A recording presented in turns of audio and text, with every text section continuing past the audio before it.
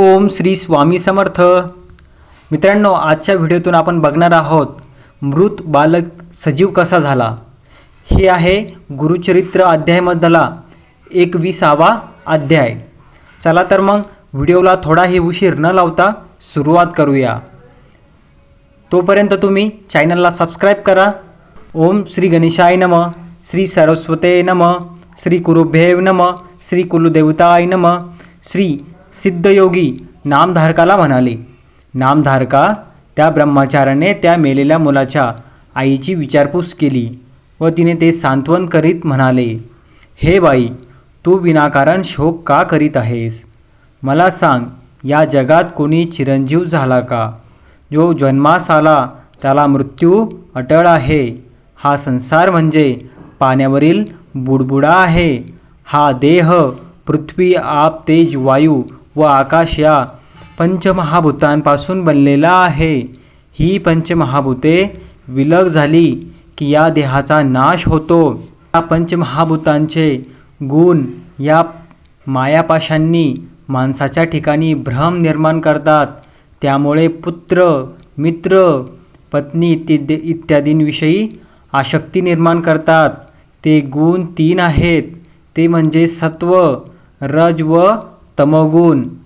तत्वगुणाने देव, रजोगुणामुळे मनुष्य व तमोगुणामुळे दैत्य निर्माण होतात. या गुणांनुसार कर्मे घडत असतात.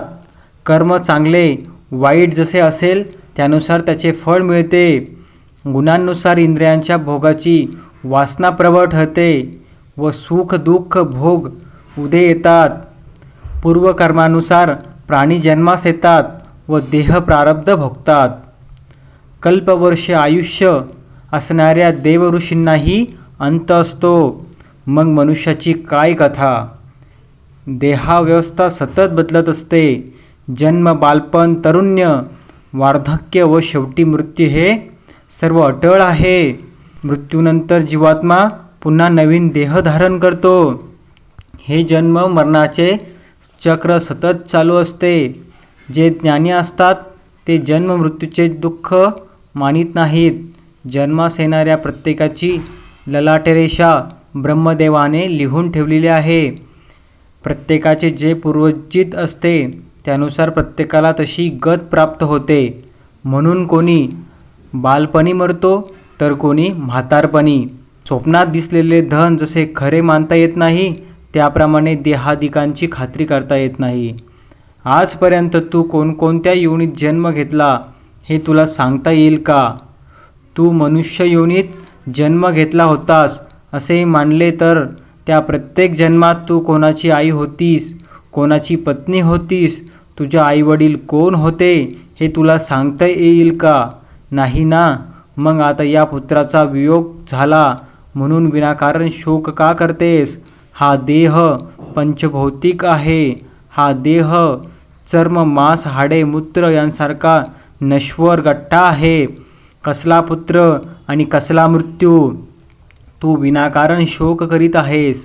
आता हे मुलाचे प्रेत अग्निसंस्कारासाठी देऊन मोकळी हो.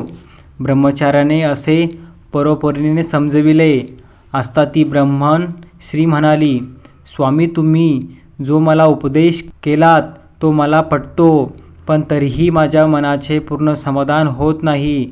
प्रारब्ध हे जर अटळ असेल तर परमेश्वराची भक्ती कशासाठी करायची? परमेश्वराचे स्पर्शाने लोखंडाचे सोने नाही झाले असे कधी घडते का? मी भाग्यवहीन दुर्दैवी म्हणून श्रीगुरूंना शरण गेले. त्यांनी मला अभय दिले. मी त्यावर विश्वास ठेवला. ताप आला तर मनुष्य वैद्याकडे जाऊन औषध घेतो. श्री नृसिंह सरस्वती त्रैमूर्तीचा अवतार आहेत. त्यांनी मला वर दिला, तो असत्य कसा ठरेल? मी त्यांच्या वचनांवर पूर्ण विश्वास ठेवला. असे असतानाही मला पुत्रवियोगाचे दुःख का भोगावे लागत आहे? श्रीगुरूंचे वचन खोटे ठरले. आता मी कोणावर विश्वास ठेवू? त्यापेक्षा मारणे बरे. आता मी प्राणत्याग करते. त्या ब्राह्मण स्त्रीचा प्राणत्यागाचा अटळ निश्चय पाहून ब्रह्मचारी तिला म्हणाला, आता तुझा निश्चय ठाम असेल तर मी तुला सांगतो तसे कर. तू श्रीगुरूंच्या वचनावर विश्वास ठेवलास, तुला पूर्णायुषी पुत्र झाला, पण त्याला मृत्यू आला. म्हणून तू श्रीगुरूंच्याकडे जा आणि तेथे तुला वर मिळाला त्या कृष्णा पंचगंगा तीरावर औदुंबराखाली मुलाचे प्रेत ठेव व तेथे प्राणत्याग कर. ब्रह्मचार्याने असे सांगितले असता ते त्या ब्राह्मण स्त्रीला पटले. मग ती मुलाचे प्रेत पोटाशी बांधून औदुंबराजवळ गेली. तिने पुत्राचे प्रेत गुरुपादुकांजवळ ठेवले. ईजपतीही तिच्याबरोबर होता. ती श्री गुरुपादुकांवर डोके आपटून आक्रोश करू लागली. लोकांनी पुत्राचे प्रेत अंत्यसंस्कारासाठी मागितले, पण रात्र झाली तरी ती प्रेत देण्यास तयार होईना. आता या निर्जन जागी रात्री थांबणे योग्य नाही. प्रेताला दुर्गंधी सुटली की ही बाई प्रेत आपल्याकडे देण्यास तयार होईल. आता आपण घरी जाऊ व उद्या सकाळी येऊ. असे म्हणून सर्व लोक आपल्या आपल्या घरी गेले. इकडे आक्रोश करणाऱ्या त्या स्त्रीला तिसऱ्या प्रहरी ग्लानी आली व त्या स्थितीत तिला झोप लागली. झोपेत असताना तिला स्वप्न पडले. स्वप्नात तिला एक जटाधारी योगी दिसले. त्यांनी सर्वांगाला भस्म लावले, व्याघ्रचर्म परिधान केले होते. त्यांच्या गळ्यात रुद्राक्षाच्या माळा होत्या, हातात त्रिशूळ होते. असे ते योगी औदुंबराजवळ आले व त्या शोकाकुळ स्त्रीला म्हणाले, तू आम्हाला दोष देऊन विनाकारण शोक का करत आहेस? तुझ्या मुलाला काय झाले आहेस? मी आत्ताच त्याच्यावर उपाय करतो. असे बोलून त्यांनी त्या मुलाच्या सर्वांगाला भस्म लावले. मुलाचे तोंड उघडून त्यात प्राणवायूचा संचार केला. आता तुझा पुत्र जिवंत होईल असे आश्वासन दिले. हे स्वप्न पाहून तिला अचानक जाग आली.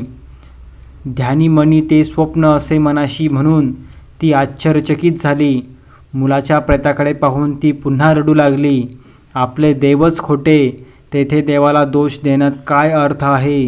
श्रीगुरूंना तरी दोष का बरे द्यायचा? असा विचार करीत तिने मुलाच्या प्रेताकडे पाहिले.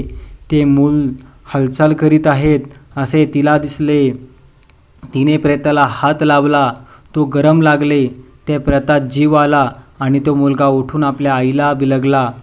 त्या बाईला ही भुताटकी तर नाही असे क्षणभर वाटले, पण यासे काही नव्हते. तो मुलगा खरोखरच जिवंत झाला होता. त्या बाईने अत्यानंदाने त्या मुलाला छातीशी घटत धरले. तिला एकाएकी प्रेम पुन्हा फुटला. ती मुलाला स्तनपान देऊ लागली. तिने आपल्या पतीला जागे केले. आपला मुलगा जिवंत झालेला पाहून त्याला अतिशय आनंद झाला. ही सर्व श्री नृसिंह सरस्वतीची अगाध लीला याची त्याला खात्री पटली. मग त्या पतिपत्नींनी स्नान करून औदुंबरास प्रदक्षिणा घेतल्या. श्रीगुरूंचे अनेक परीने स्तवन करून क्षमायाचना केली. श्रीगुरूंच्या पादुकांची यथासांग पूजा करून भक्तिभावाने श्रीगुरूंचे स्तवन केले. त्याचवेळी गावातील ब्राह्मण मुलाच्या प्रेतावर अंत्यसंस्कार करण्यासाठी तेथे आला. मुलगा जिवंत झालेला पाहून सर्वांना आश्चर्य वाटले. सर्वांनी श्रीगुरूंचा जय जयकार केला. मग त्या ब्राह्मण पतिपत्नींचे तेथे ब्राह्मण भोजन घालून मोठा आनंद उत्सव केला. ही कथा सांगून सिद्धयोगी नामधारकास म्हणाले, नामधारका, औदुंबर क्षेत्र महिमा कसा आहे याची एक कथा मी तुला सांगितली. अशा अनेक कथा आहेत. औदुंबरातली श्रीगुरूंचे कायमचे वास्तव असते. तेथे जाऊन श्रीगुरूंची सेवा केली असता सर्व इच्छा पूर्ण होतात. याचा अनुभव अनेकांनी घेतला आहे. श्रीगुरूंचे चरणपूजा केली असता वध्न स्त्रीला पुत्र संतान लाभते, दरिद्र माणसाला लक्ष्मीप्राप्ती होते, रोगी माणसाला आरोग्य लाभते, कधीही अपमृत्यू येत नाहीत. श्रीगुरूंची भावभक्तीने पूजा केली असता सर्व मनोकामना पूर्ण होतात. जो कुष्ठरोगी असेल त्याने श्रीगुरुचरणांची पूजा केली असता शरीर सुवर्ण होते. याविषयी संदेह बाळगू नका. तोपर्यंत आपल्या चॅनलला सबस्क्राईब करा. श्री गुरुचरी पादुकांची पूजा केली असता हृदयविकार, गंडमाळा, अपस्मार इत्यादी दोष नाहीसे होतात. मंदमती, बहिरा, मुका, पंगू, रक्तपितांगृती यांनी औदुंबराची सेवा केली असता सर्व दोष जातात. चतुर्विध पुरुषांची प्राप्ती होते.